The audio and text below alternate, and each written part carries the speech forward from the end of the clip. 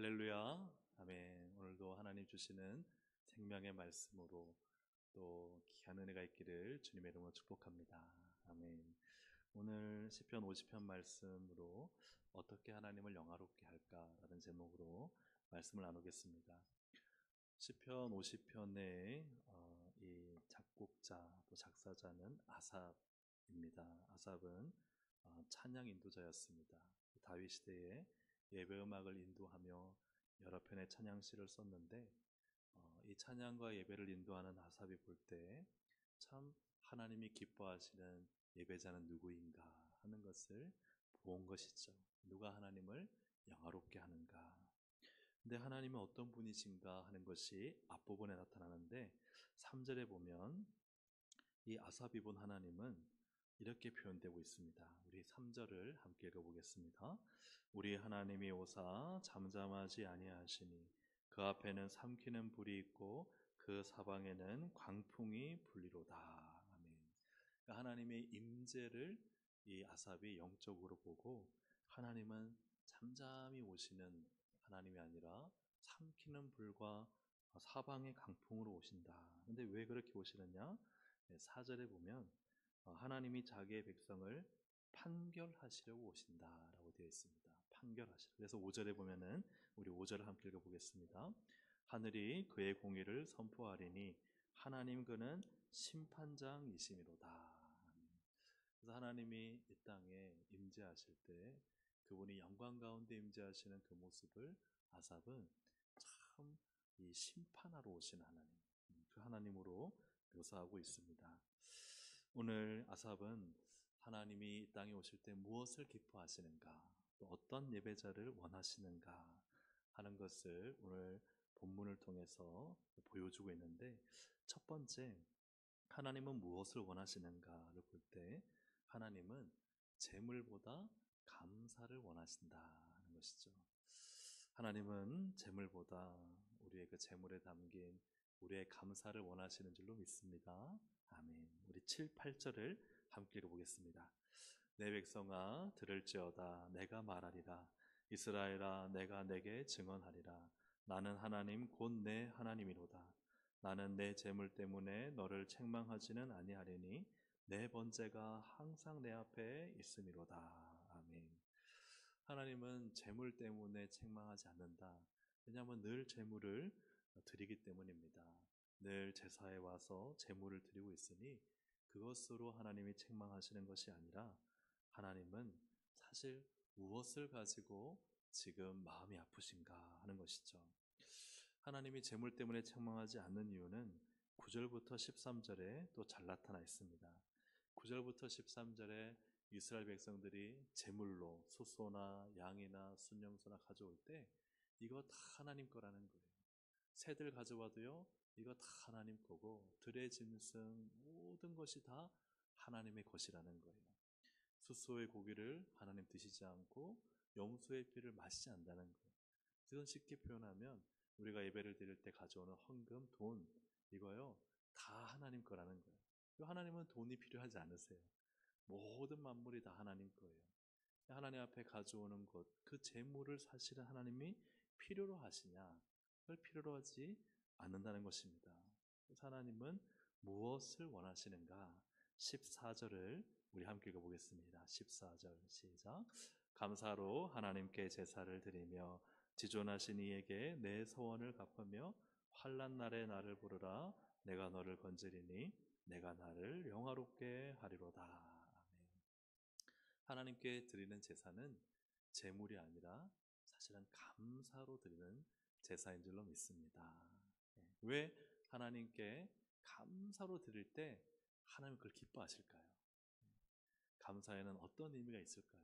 감사는요, 모든 것이 하나님의 은혜입니다라는 믿음의 고백인 줄로 믿습니다. 감사는요, 내 모든 삶의 것이 하나님 주신 선물입니다. 다 하나님의 은혜 안에 있습니다. 이게 사실은 감사로 나타난다는 것이죠. 찬양과 예배를 인도하는 아사에 볼 때요, 어떤 분들은 이 양이나 염소를 끌고 오면서 얼굴이 막 기쁨이 넘치는 거예요. 감사가 넘치는 거예요. 하나님 감사합니다. 이렇게 양떼들도 잘 키우고 우리 가정도 잘 지내고 때에 따라 하나님이 곡식에 비도 주시고 다 하나님의 은혜입니다 하고 이 짐승을 끌고 오면서 감사하러 예배 드리는 분들이 있는 거예요. 그분들 보면서 아삽이요, 맞아, 예배는 저렇게 드리는 거야 라는 마음이 생기는 거죠. 근데 또 한 분을 보니까 뭔가 좋은 짐승을 가지고 오긴 온 것 같아요. 막 양털도 반짝반짝이고 윤택스럽고 고가의 짐승을 갖고 오는데 그 짐승을 갖고 오는 그분의 얼굴 보니까 무표정인 거예요. 억지로 오는 거예요. 아유, 내가 지금 양떼를 키우고 할 일이 얼마나 많은데, 아유, 이거 제사 이거 이렇게 좀 많이 이렇게 드리라고 해가지고 꼭 이렇게 해야 되나? 네, 막 얼굴에 감사도 없고, 뭔가 좋은 짐승 가져오지만 그러나 그 속에는 기쁨과 감사가 없는 거예요. 아삽이 볼 때요, 저 짐승을 하나님이 원하시는 게 아닌데, 저걸 필요로 하시는 게 아닌데, 하나님은 뭘 원하세요? 감사를 원하시는 거예요. 감사로 하나님을 영화롭게 하는 줄로 믿습니다. 아멘. 그래서 우리가 읽어야 되겠죠. 23절. 이 시의 최종적인 결론은 무엇인가? 우리 23절 함께 읽어보겠습니다. 감사로 제사를 드리는 자가 그 행위를 옳게 하는 자에게 내가 하나님의 구원을 보이리라. 참, 누가 하나님을 영화롭게 하느냐? 감사로 하나님께 예배 드리는 자가 하나님을 영화롭게 하는 줄로 믿습니다.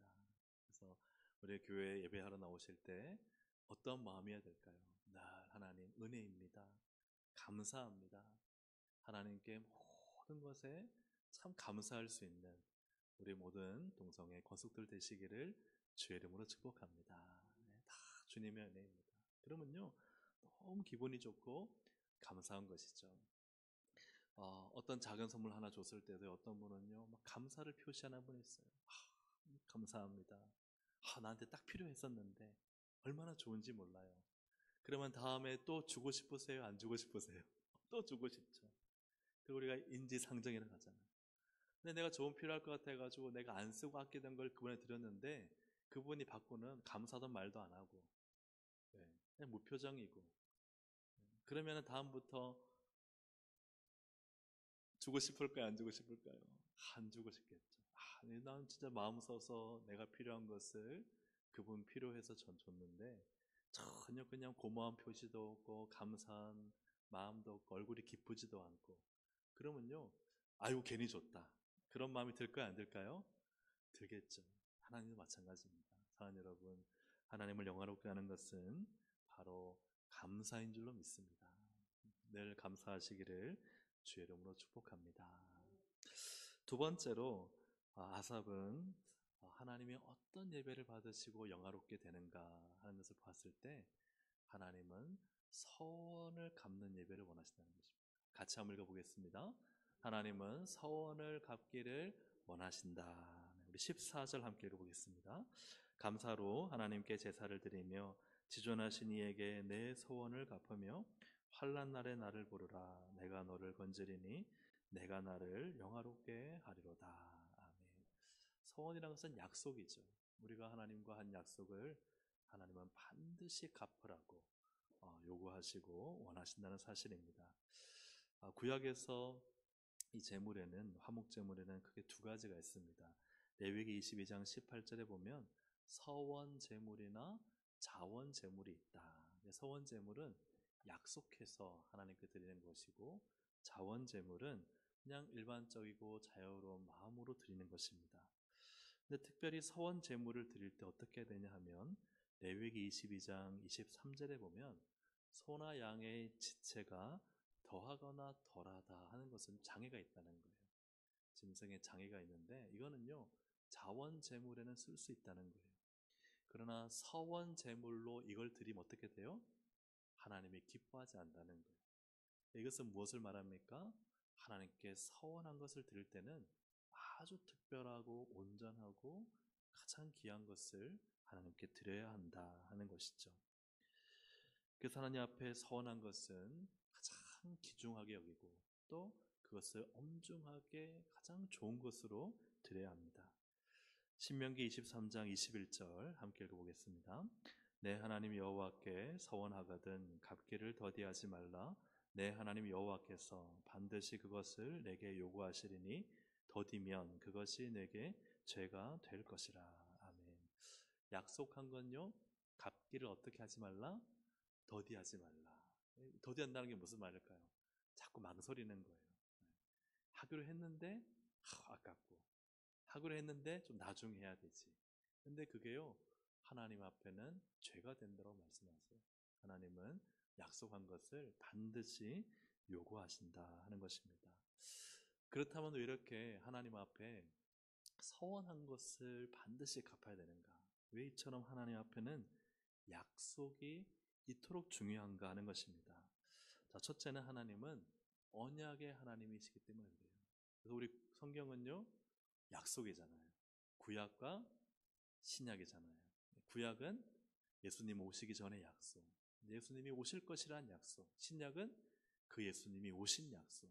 그래서 하나님은요, 약속하시고 그 약속을 이루는 하나님이시기 때문에 하나님의 백성 역시 약속에 철저해야 되겠죠. 아멘입니까? 아멘. 약속을 잘 지켜야 됩니다. 우리가 약속을 해놓고 함부로 또 내 편의대로 취소하거나 그러면 안 돼요. 약속한 것은 꼭 지켜야 한다. 아멘입니까? 아멘. 두 번째로 왜 우리는 이렇게 꼭 약속을 지켜야 될까? 하나님은 어떤 분이신가? 하나님은요, 진실하신 하나님이십니다. 하나님에게서는 거짓이 없어요. 약속을 하고는 그것을 지키지 않는다는 것은 진실하지 못하다는 것이죠. 하나님의 성품을 닮은 하나님의 백성들은 진실해야 됩니다. 약속한 것을 지켜야 하는 것이죠. 세 번째로 왜 하나님은 서원을 반드시 받으시는가? 하나님께 서원할 때는요, 하나님의 특별한 은혜를 간구해서 서원할 때가 많아요. 하나님 이거 해주시면 제가 이 약속을 지키겠습니다. 그걸 갚는다는 건 뭐예요? 하나님이 그 약속을, 그 은혜를 주셨다는 거예요. 그렇다면 그것에 대한 마땅한 그죠, 약속 이행이 있어야 되는 거예요. 하나님의 은혜를 덥석받고 그 은혜를 받고 난 다음에 돌아서서는 그것을 지키지 않는 것은 약속을 불이행한 것입니다. 그래서 하나님께서 약속하신 것을 이루실 때 나도 하나님께 서원한 것을 마땅히 해드려야 하나님과 나와의 관계가 온전해지는 것이죠. 성경에서 보면은 한나는 이제 아이 낳으면 하나님께 드리겠다고 서원을 했잖아요. 그 아이가 사무엘입니다. 근데 여러분이 서원한 아이 사무엘 첫 아이잖아요. 얼마나 그토록 기다리고 그저 기다렸던 아이예요. 딱 태어나자마자 얼마나 애지중지 키웠을까요? 그 아이를 드리는 게 쉬웠을까요? 어려웠을까요? 진짜 어려웠겠죠. 그것을 알 수 있는 것이 사무엘상 1장 21절부터 22절입니다. 한번 같이 읽어보겠습니다. 그 사람 엘가나와 그의 온 집이 여호와께 매년제와 서원제를 드리러 올라갈 때에 오직 한나는 올라가지 아니하고 그의 남편에게 이르되 아이를 젖대거든 내가 그를 데리고 가서 여호와 앞에 뵙게 하고 거기에 영원히 있게 하리이다 하니. 아멘. 참 거룩한 약속인데요. 저는 여기에서 이제 하나님께 드리겠다 했으니까 아이를 데리고 가면 드려야 돼요. 그러니까 올라가지 않아요. 올라가지 않고 언제까지 데리고 있어요? 젖을 뗄 때까지. 요즘은 젖을 우리 또 젊은 분들은 빨리 떼지만 당시 고대 근동에서는 2년에서 길게는 3년까지 아예 젖을 안 뗐다고 해요. 그 당시로는 아이의 젖을 먹이는 것이 아이의 건강에 굉장히 중요한 요소였기 때문에 오랫동안 젖을 먹였는데 어떤 경우를 보니까 4에서 5세까지 젖을 먹이는 경우도 있었대요. 4에서 5세까지. 지금은 뭐 거의 그런 경우가 없지만 특별하게 이 4에서 5세까지 젖을 먹이는데 아이에게 계속 젖을 먹이면 이 자극을 받아서 모유가 나왔대요. 그러니까 이것을 통해서 볼 때 한나가 젖을 뗀 시간이 성경에는 기록되어 있지 않지만 그러나 언제까지 젖을 먹였을까? 정말 어미의 마음이라면 또 이 갓난아기를 보낼 수 없잖아요. 그러니까 아이를 2, 3년이 아니라 어떤 신학자들은 한 4년, 5년을 먹였을 것이다. 라는, 이건 추정이지만 그런 견해를 내놓기도 해요. 왜 그러냐면은 사무엘상 1장 23절, 24절 보면 이제 젖을 뗍니다. 젖을 뗀 후 이 아이 사무엘을 데리고 이제 올라가요. 하나님 앞에 드리러. 그런데 그때 제일 밑에 줄에 아이가 어리더라 할 때 이 아이가요, 그냥 갓난아기나 이런 나이, 좀 어린 아기를 말하는 게 아니라 아이나 소년이나 심지어는 젊은이로 쓰이게 돼요. 그러니까 꽤 아이가 장성한 거예요. 혼자서도, 예, 부모와 떨어져 살 수 있을 정도의 나이가 되었다는 거예요. 그러니까 이게 몇 살인지 모르겠지만 그 꽤 오랫동안 이 한나가 아기 젖을 계속, 제가 볼 때 안 나올 때까지 안 나올 때까지 이 사무엘을 먹이면서 키웠다는 거예요. 그래야지 이 아이를 혼자 떨어져 보내도 자기가 살 수 있을 거 아니에요. 이것을 통해서 볼 때 하나는 이 첫 아이 사무엘, 눈에 넣어도 안 아픈 아이를 정말 몇 년 동안 키우고 그랬던 그 아이를 참 하나님께 드린다는 것이 결코 쉽지 않은 일이었죠. 그럼에도 그가 하나님 앞에 서원을 지키고 하나님께 드렸다는 거예요. 하나님은 참 그런 한나를 얼마나 기뻐하셨을까. 한나의 그런 어머니의 마음을 또 알려주는 것이, 이 아이를 보내놓고 매년마다 제사 드릴 때마다 아이의 겉옷을 새로 만들어서, 키가 크니까요, 만들어주고 했던 그 어미의 마음.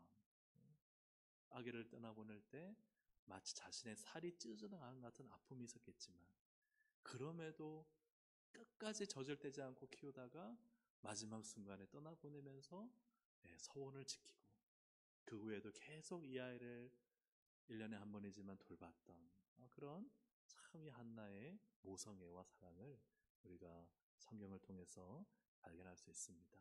너무나 힘들었을 겁니다. 그럼에도 하나님께 약속한 거기 때문에 지켰던 그 한나의 마음을 우리가 조금이나마 깨닫는다면 참 우리에게도 하나님 말씀대로 그 약속 지키며 사는 것이 이렇게 사는 것이구나 하는 걸 발견할 수가 있는 것이죠. 신약의 서원을 지키지 않은 부부가 있습니다. 잘 아는 아나니아와 삽비라예요. 아나니아 삽비라는 자기의 소유를 팔아 하나님께 드리기로 약속했는데 전부를 안 드리고 일부만 드렸습니다. 그래서 일부를 감추었습니다. 그런데 하나님은요, 아나니아도 삽비라도 그날 죽음으로써 심판하십니다. 근데 왜 하나님이 그들을 죽이시느냐? 사도행전 5장 3절에 보면 아나니아에 대해 이렇게 말씀하고 있습니다. 베드로가 이르되 아나니아야 어찌하여 사탄이 내 마음에 가득하여 내가 어떤 잘못을 했어요? 성령을 속였다는 거예요.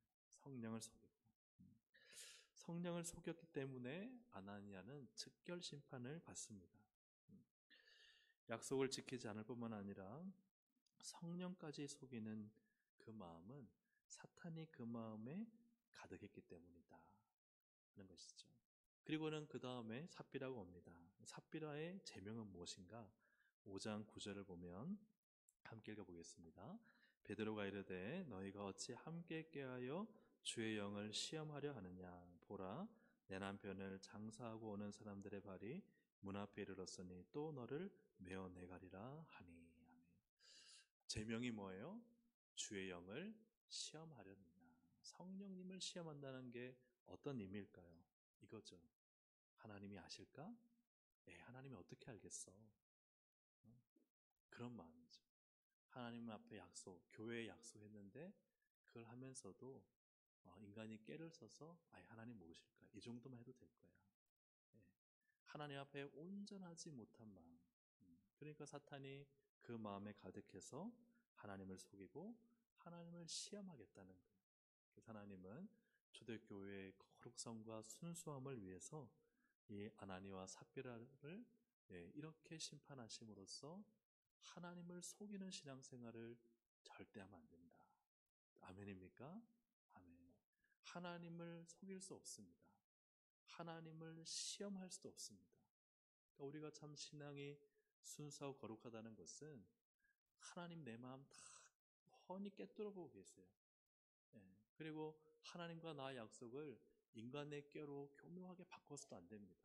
그때 그렇게 약속해 놓고 그때는 그랬지, 지금은 상황이 바뀌었잖아, 이렇게 스스로도 속이고 성령님도 속이는 일은 절대 우리의 신앙에 있어서는 안 되는 일이라는 것이죠. 하나님 앞에 드리기로 했으면 그걸 온전히 드리는 거예요. 근데 드리기로 했는데 상황이 바뀌고 뭔가 환경이 변화되고 또 누군가가 옆에서 이런저런만 한다고 거기 속아서 성령님을 속여서는 된다 안 된다? 안 된다는 거예요. 그래서 이것을 통해서 하나님 앞에 서원한 것은 반드시 지키는 우리 동성애 가족들이 되시기를 주의 이름으로 축복합니다. 그래서 하나님을 우리가 영화롭게 하는 것은 무엇인가? 하나님 앞에 한 약속을 잘 지키고 그 약속대로 살아가는 것이죠. 세 번째로 아삽은 하나님은 어떤 예배를 받으시고 또 어떻게 영화롭게 되시는가 함께 보겠습니다. 하나님은 행위를 옳게 하기를 원하신다 하는 것입니다. 오늘 23절 함께 보겠습니다. 시작. 감사로 제사를 드리는 자가 나를 영화롭게 하나니 그의 행위를 옳게 하는 자에게 내가 하나님의 구원을 보이리라. 아멘. 앞에서 말씀드렸던 것처럼 아삽은 이렇게 예배드리러 오는 수많은 사람들 가운데 그 가운데 누구를 보았느냐? 악인을 봤어요. 행위를 옳게 하지 않는 자들을 봤습니다. 그들에 대해서 아삽은 16절부터 20절까지 구체적으로 이야기하고 있습니다. 악인에게는 하나님이 이르시되 네가 어찌하여 내 율례를 전하며 내 언약을 내 입에 두었느냐. 그러니까 너가 지금 하나님 말씀 이야기하고 그 말씀대로 말하는 게 다 거짓이라는 거예요. 왜 그러냐? 너가 진짜 하나님 말씀한다, 율례를 전하고 언약을 내 입에 두었다 말하지만 너는 어떤 사람이냐? 그 교훈을 미워하는 거예요. 그것은 다른 말로 그 교훈대로, 말씀의 교훈대로 살지 않는 거예요. 내 말을, 하나님 말씀을요 뒤로 던진다는 게 뭐예요? 우습게 여긴다는 거예요. 그래서 말씀을 앞에 두고 순종해야 되는데 그냥 가볍게 여기고 그냥 한 귀로 듣고 한 귀로 흘려버린다는 거예요. 그리고 이것이 첫 번째라면 두 번째는 도둑을 본즉 연합하고, 그러니까 도둑질하고 더 좋은 게 있으면 거짓말해서 그것을 자기 것으로 취하고 간음하는 자들과 동료가 된다. 같이 간음한다는 거예요. 그러니까 하나님의 십계명을 어긴다는 거예요. 그 다음 세 번째로는 내 입을 악에게 내어준다. 이게 뭘까요? 입으로 악을 말하는 거예요. 악을 꾸미고 악을 말하고, 그죠? 이게 악을 악에게 내어주는 것이고, 혀로 뭘 해요? 거짓말한다는 거예요. 거짓을 꾸미며 혀로 거짓말한다. 사실 있는 그대로를 말하지 않고 사실을 내 입맛대로 맞춰서 내 유리한 대로 거짓으로 말한다는 거예요. 사람들이 우리가 정말 훈련하고 또 연습해야 되는 것은 내가 누군가가 아무리 밉다 하더라도 그분에 있어서 내 미운 감정을 가지고 그분이 사실이 아닌 것을, 그죠? 마치 내가 거짓말로 사실인 것처럼 만들면 될까요, 안 될까요? 네, 이거 뭐 상식적으로도 안 되죠. 우리 신앙에도 안 되고. 네. 근데 그분이 너무 잘했어요. 너무 잘했는데 내가 미운 감정이 있다고 그분이 잘한 것을 내가 폄하하거나 폄훼하면 될까요, 안 될까요? 네. 그러니까 사람은 얼마나 이렇게 팔은 안으로 굽잖아요. 그러니까 내 기본 감정대로 사실도 거짓으로 만들고 그 사람 잘하는 것도 못하게 속이고 또 진리를 교묘하게 가장해서 마치 이렇게 거짓을 재생산해낼 수 있는 능력이 누구한테 있어요? 사람에게 있다는 거예요. 우리의 마음이 그처럼 참 악할 수 있다는 거예요. 사랑하는 여러분, 있는 것은 있는 그대로 인정할 수 있는 우리 동생의 권속들이 되기를 주의 이름으로 축복합니다. 이건 제가 이해를 돕고자 말씀드리는 거예요. 내가 미워하는 사람, 얄미운 사람이 있다고 내가 막 그 사람 하는 걸, 그 사람 잘한 걸 가지고 막 내가 그 사람에 대해서 막 깎아내리고 전혀 사실이 아닌 것들을 사실인 것처럼 말하고, 이거는 우리가 크리스찬으로서 절대 해서는 안 된다. 왜냐하면 하나님은요, 진리의 영이시지 거짓의 영이 아니시기 때문에 그래요. 거짓의 영은 누구예요? 마귀. 마귀는요, 온갖 거짓말로 속여요. 그래서 사랑하는 여러분, 참 어떤 내가 잘 모르는 일에 대해서는 절대 말하시면 안 돼요. 잘 모르는데 그럴 것 같다 해서 내가 옳다고 생각해서 하는 말을 뭐라 그러죠? 넘겨짚기. 그 사람 그랬을 거야. 그 사람은 그 말했는데 그런 이유 때문에 그래. 그 속마음은 그래. 근데 우리가 그분의 속마음을 알아요, 몰라요? 몰라요. 의도를 알아요, 몰라요? 몰라요. 나는 좋은 일을 했는데 내가 말하지 않으면 이게 좋은지 안 좋은지 사람들은 몰라요. 그러니까 우리가 확실하지 않은 것에 대해서는 절대 말하지 않는 훈련이 필요해요. 아멘입니까? 아멘. 또 정황상, 또 상황상 그 사람이 그동안 해왔던 것 그랬다 할지라도 사람은 다를 수도 있잖아요.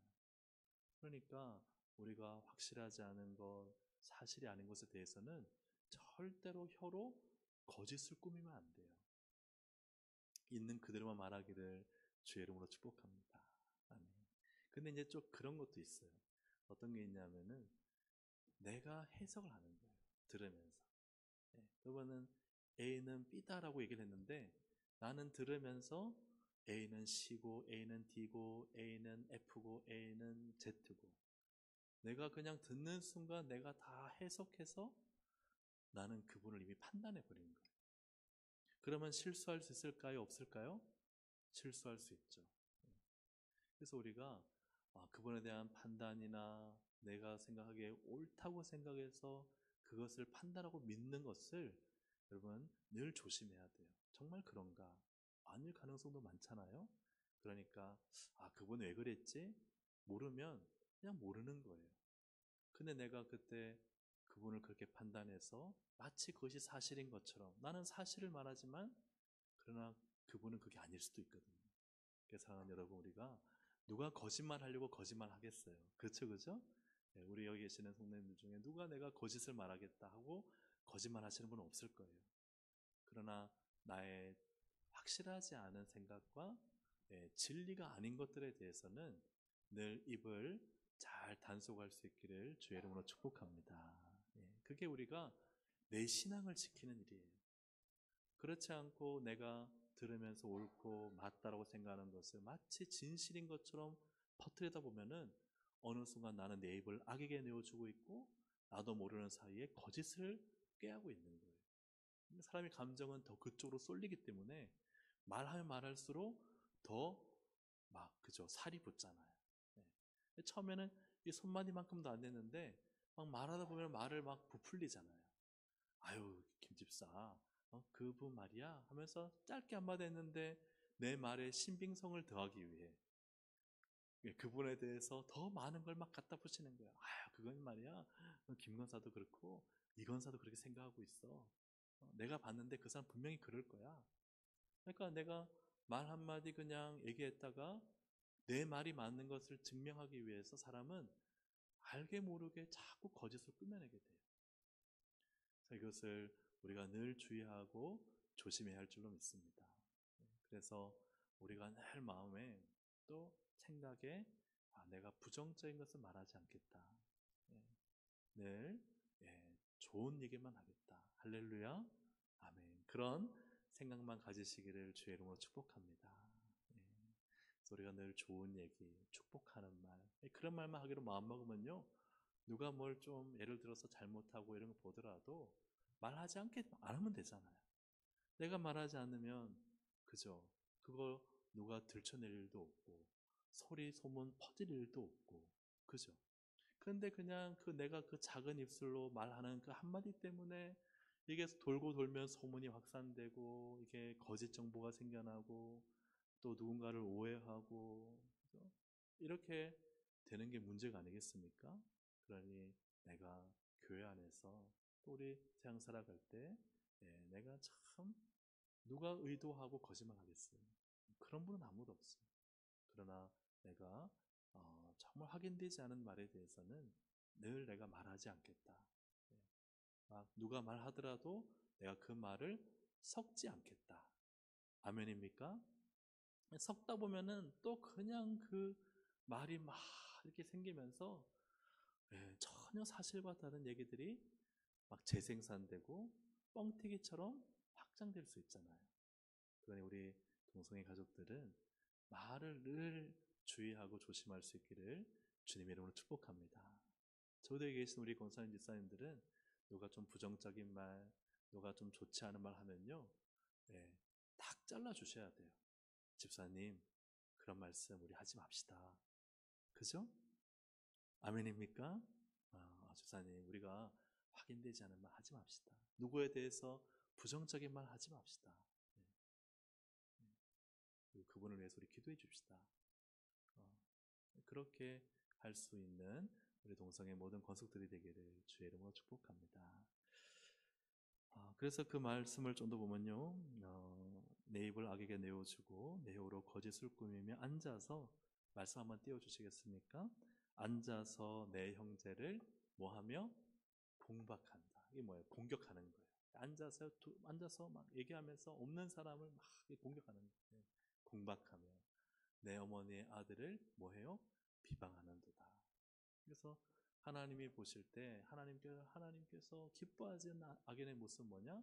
하나님 말씀 가볍게 여기는 사람, 또 말씀대로 살지 않는 사람, 악을 행하는 사람, 그리고는 입을 그저 주의하고 조심하지 않고 입으로 죄짓는 사람, 이러한 자들을 하나님은 악인으로 보시는 것입니다. 근데 그들은 왜 그렇게 하느냐? 22절 중요한 말씀인데요. 함께 읽어보겠습니다. 시작. 하나님을 잊어버린 너희여 이제 이를 생각하라. 그렇지 아니하면 내가 너희를 찢으리니 건질 자 없으리라. 누구를 잊어버렸어요? 하나님을 잊어버렸어요. 하나님이 두려운지 모르는 거예요. 그러니까 왜 우리가 죄를 짓느냐? 하나님을 잊어버리는 거예요. 왜 말씀을 가볍게 여기느냐? 하나님을 잊어버리는 거예요. 왜 세상에서 악한 자들과 어울리느냐? 하나님을 잊어버리는 거예요. 왜 입이 거짓과 악을 말하고 공박하고 비방하느냐? 하나님이 두렵지 않은 거예요. 그래서 사랑하는 여러분, 하나님을 늘 기억하시기를 주의 이름으로 축복합니다. 하나님은 내 입의 말을 듣고 계시다. 하나님 우리가 살아가는 삶을 보고 계신, 우리의 행위를 알고 계신 거예요. 그래서 행위를 옳게 하는 자에게 하나님의 구원을 보인다 말씀하셨습니다. 우리가 살아가는 행위를 하나님이요 보고 계시고 알고 계시고 그것을 통해 하나님이 일하고 계시다는 거예요. 아멘입니까?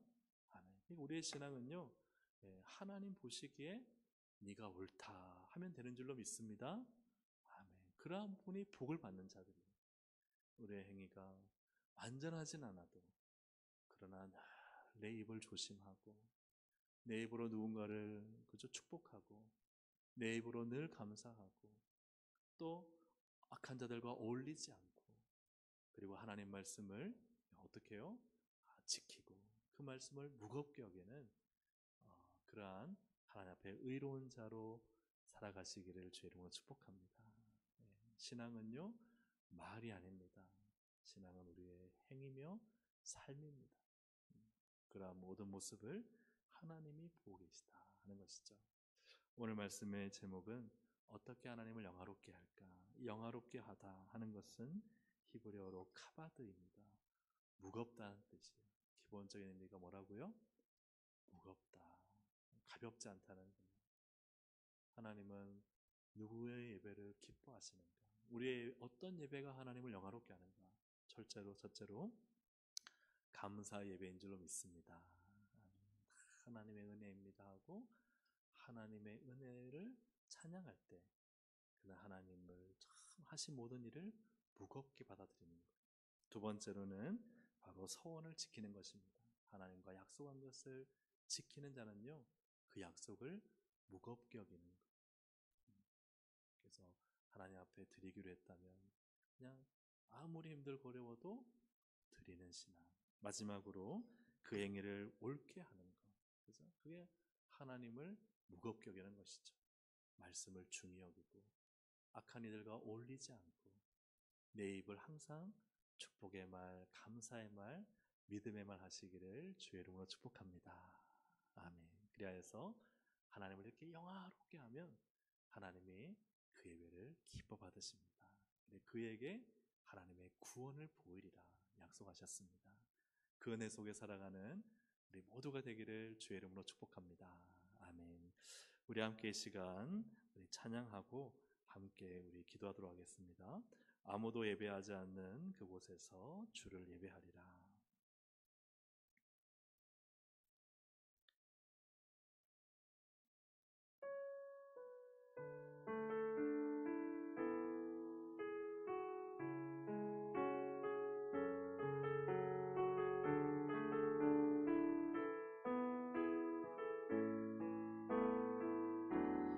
아무도 예배하지 않는 그곳에서 주를 예배하리라. 아무도 찬양하지 않는 그곳에서 나 주를 찬양하리라. 누구도 헌신하지 않는 그곳에서 주께 헌신하리라. 누구도 증거하지 않는 그곳에서 나 주를 증거하리라. 내가 밟는 모든 땅 주를 예배하게 하소서. 주의 보혈로 덮어지게 하소서. 내가 선이고 주의 거룩한 곳 되게 하소서. 주의 향기로 물들이소서. 내가 밟는 모든 땅, 내가 밟는 모든 땅 주를 예배하게 하소서. 주의 보혈로 덮어지게 하소서. 내가 선이고 주의 거룩한 곳 되게 하소서. 주의 향기로 물들이소서. 우리가 하나님 앞에 이 시간 한번 기도하실 때 정말 하나님을 영화롭게 하는 것은 예배 시간 어떤 헌금 뭔가 드릴 걸 다 드리는 게 아니라 정말 감사하는 마음, 하나님과의 약속, 서원을 지키는 삶, 또 하나님의 악을 행하지 않고 하나님이 옳게 여기시는 행위를 하며 살아가는 삶, 말씀대로 살고 늘 입술을 주의하여서 하나님이 옳다 하시는 삶을 살아가는, 내가 밟는 모든 땅 모든 곳에서 참으로 하나님을 영화롭게 하고 예배하는 자로 하나님 살기를 원합니다. 우리 그 마음을 가지고 우리 주여 한번 부르고 함께 기도하시겠습니다. 주여. 하나님 아버지 감사합니다. 오늘도 하나님 우리가 주님 앞에 섰습니다. 주님, 우리의 모든 삶 모든 곳에서 하나님을 영화롭게 하는 예배자가 되기를 원합니다. 늘 감사하며 하나님의 은혜입니다. 다 하나님께서 하신 일입니다. 지금의 모든 삶은 다 하나님께서 일하시고 베푸신 은혜입니다. 그 은혜를 늘 감사하며 살게 하여 주옵소서. 하나님과 약속을 지키기 원합니다. 하나님, 상황이 바뀌었다고 또 삶이 달라졌다고 하나님 그 약속을 바꾸거나 변개하지 않게 하시고 하나님 앞에 정직하고 신실하게 주신 또 하나님과 맺은 그 약속을 지키며 살아갈 수 있도록 인도하여 주옵소서. 갚기를 더디하지 않게 하시고 속히 하나님께 갚아 하나님께서 기뻐하시는 삶을 살기를 원합니다. 하나님이 옳게 여기시는 삶을 살기를 원합니다.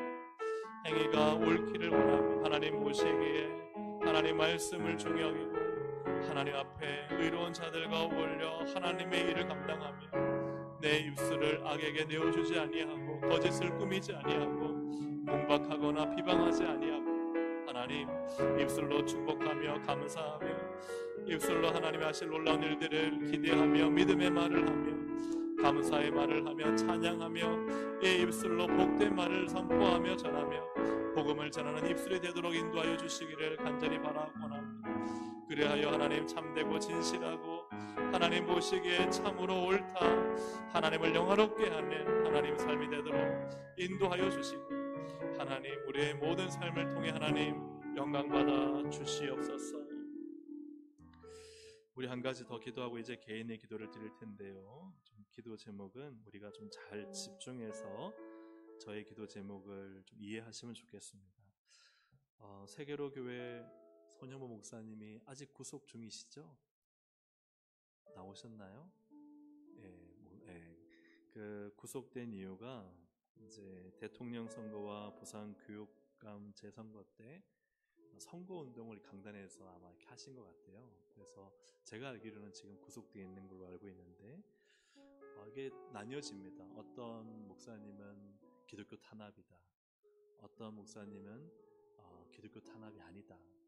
지금 기독교 안에서 지금 이것 때문에 좀 갈등이 있습니다. 저는 손영 목사님에 대해서 얘기하고 싶은 게 아니라 중요한 기준이 무엇일까 하는 것입니다.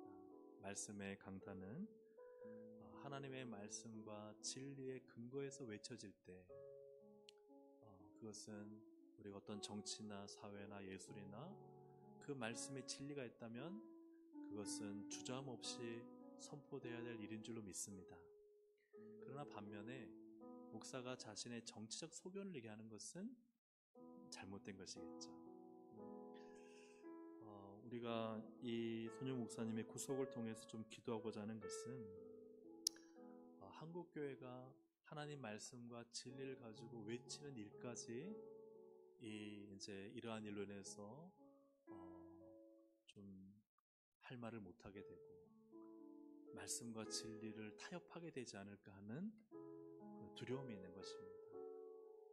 우리가 하나님의 말씀 진리를 외치는 강단이 되도록 기도하시고, 그러나 또 목회자들이 자신의 정치적 소견을 이 강단에서 얘기하는 것은 안 해야 되겠죠. 절대 하면 안 되겠죠. 우리는 하나님의 말씀과 진리가 분명할 때 그때 이 강단은요 죽음을 두려워하지 않고 구속을 두려워하지 않고 외치는 하나님 말씀의 강단이 되어야 될 줄로 믿습니다. 어떤 정치적인 어떤 찬양 운야를 얘기하고 싶은 것이 아니라 첫 번째로 기도할 것은 한국교회의 강단이 오직 말씀과 진리가 선포되는 자리가 되게 하시고, 그 말씀과 진리가 선포될 때는 목사 구속될 수도 있고요, 감옥에 갇힐 수도 있습니다. 그거 두려워하지 않는 한국교회가 되게 하시고 목회자들이 될 수 있도록 기도해 주시고, 혹여나 너무 우편향 좌편향 되어서 말씀이 아닌데 그것을 마치 자신의 정치적인 것을 진리인 것처럼 외치는 것은 한국교회에 사라질 수 있도록. 이해가 되시죠? 진리 싸움입니다. 진리 전쟁을 하는 것이지 정치 전쟁을 하는 것이 아닙니다. 교회는 정치 전쟁하는 곳이 아닙니다. 교회 강단은요, 교회는요 진리 전쟁입니다. 하나님의 말씀이 진리입니다. 그 말씀은 목에 칼이 들어와도 외치는 것이 교회이고 목회자이고 성도입니다. 우리 그것을 위해서 이럴 때일수록 목회자들이 분별하고 하나님 말씀 기준에 서게 하시고, 교회가 이럴 때일수록 기도하며 진리 가운데 깨어있을 수 있도록 한국교회와 말씀 강단과 우리 목회자들을 위해서 함께 기도하고, 한국교회가 이러한 기준을 가지고 하나가 될 수 있도록 우리가 함께 주여 한번 부르고 한국교회와 목회자와 강단을 위해서 함께 기도하시겠습니다. 주여. 하나님 아버지 기도합니다. 우리가 너무나 하나님 이 정치적인 편향 때문에 교회 안에서도 하나님 정치 전쟁이 일어나고 자냐 오냐 대립하고 있습니다. 하나님 이럴 때 주님, 우리가 하나님의 말씀이 진리임을 분명히 하고 그 말씀의 진리가 분명한 선에서 하나님의 말씀을 대적하고 진리를 훼손하는 것에 대해서는 목에 칼이 들어도 외치는 자가 되게 하시되, 그러나 주님, 인간의 정치적인 생각이나 편향적인 사고 때문에 이 강단이 더럽혀지지 않도록 하나님께서 이 말씀의 강단을 지켜보아 주시기를 간절히 바라고 원합니다. 한국교회 하나님 목사님들 또 많은 말씀의 강단이 하나님의 말씀 진리를만을 외치게 하시고, 진리를 외쳤을 때 목에 칼이 들어와도 하나님 일제시대 때 하나님 한국의 목회자들이 목에 칼이 들어와도 하나님 순교의 각오를 가지고 심사참배하지 않았던 그 진리를 붙들고 그 진리 그 말씀에 하나님 목숨 거는 한국교회가 되게 하여 주시옵소서. 한국교회가 이런 정치나 여러 가지 상황과 하나님 환경의 이념에 하나님 종로로 타지 않게 하여 주시고, 하나님 오직 진리의 말씀 가운데 굳건하게 서서 하나님의 말씀을 수호하고 진리를 외치는 한국교회 걷는 목회자 될 수 있도록 인도하여 주시고 성령님 다스려 주시기를 간절히 바라고 합니다. 예수님 목사님의 일을 통해 한국교회가 어디로 가야 될지를 하나님 인도하여 주시고 한마음 한뜻이 되어서 오직 하나님 말씀 진리를 수호하는데 한국교회가 바로 서게 하시고 이를 바르게 외치고 이를 하나님 모두가 다 하나님 교회를 인정하고 하나님 이를 통해 갱신과 개혁이 일어나게 해주시고 분명한 기준점을 가지고 한국교회가 바로 설 수 있는 계기가 될 수 있도록 성령님 역사하시고 인도하여 주시옵소서. 오직 주의 진리 위에 목숨 거는 한국교회, 진리신 말씀 붙들고 살아가는 한국교회가 될 수 있도록 하나님 은혜 베풀어 주시옵소서. 하나님을 영화롭게 하는 우리가 되기를 원합니다. 늘 감사하게 하시고 하나님과 작은 약속이라도 빨리 지키게 하시고 우리의 행위를 옳게 하여 하나님을 영화롭게 하는 그 하나님이 참 기뻐하시길 받으시는 하나님 거룩한 예배자로 살게 하여 주옵소서. 한국교회 강단을 위해서 기도하오니 강단은 오직 주의 말씀이 선포되는 자리입니다. 말씀을 희석시키고 말씀을 이용해서 나의 정치적 견해를 이야기하는 곳이 되지 않게 하여 주시고 오직 주의 말씀 진리가 분명히 서게 하시고 그 말씀을 공격하고 진리를 훼손하는 이것에 대해서는 우리 교회와 우리 강단과 또 우리 성도들이 끝까지 주의 말씀 진리를 붙들고 목숨까지 내놓고 수호하는 그런 우리 신앙 될 수 있도록 은혜를 베풀어 주옵소서. 한국교회가 이러한 여러 가지 미숙함과 어려움 문제 속에서 하나님 길을 찾게 하여 주시고 하나님이 길을 보여주시고 한국교회가 말씀 안에 말씀 위에 바르게 세워질 수 있도록 성령님 인도하여 주시옵소서. 하나님 계속하는 기도 시간 가운데도 하나님께서 은혜를 베푸시고 기도에 응답하실 것을 믿고 감사드리며 예수 그리스도의 이름으로 기도합니다. 아멘. 우리 주여 세워 부르고 또 기도하시겠습니다. 주여 주여 주여. 하나님 아버지 이 시간 주님 앞에 나아갑니다. 하나님 주께서 인도하시 역사하여 주셔서 나 온전히 세워질 수 있도록 인도하여 주시옵소서. 우리의 마음과 생각 온전히 주님을 향할 수 있도록 인도하여 주시옵소서. 하나님을 영화롭게 하는 참된 예배자로 설 수 있도록 성령님 은혜 베풀어 주시옵소서. 오늘 나의 모든 삶, 나의 언어, 나의 행동, 말씀을 대하는 태도를 주님 새롭게 하여 주시고 오늘도 하나님 나를 만나셔서 하나님 내게 말씀하여 주옵소서. 깨닫게 하여 주시옵소서. 알게 하여